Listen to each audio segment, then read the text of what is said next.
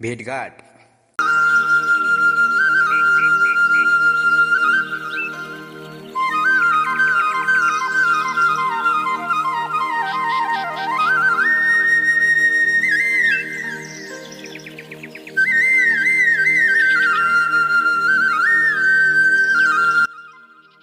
ए पूरा चिया खाना चिसो भइसक्यो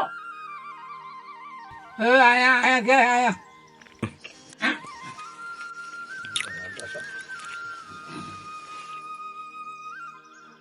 अहिले खेतबारीमा काम पनि धेरै छ मैले त काम त गर्नु पर्दो आमा घर नगएको धेरै दिन भइहाल्यो आज जानु पर्यो ए आमा कता हुनुहुन्छ ए भेट्दैछु ढुक्कै आमै आज धेरै पछि आयो त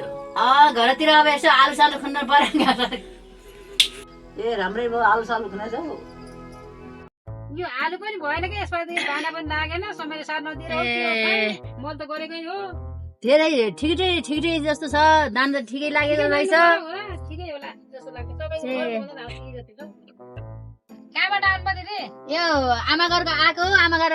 यहाँ भेटघाट गरियो भने धेरै दिनको आएको अब जानु पर्यो घरतिर अब त गइहाल्छु अब घर गइहाल्नु पर्यो बुढाले मार्नु कि अनि रिसाउनुहुन्छ कि ढिलो भइहाल्यो अब खानापिना पकाउनु पर्यो भयो गइहाल्नु पर्यो अब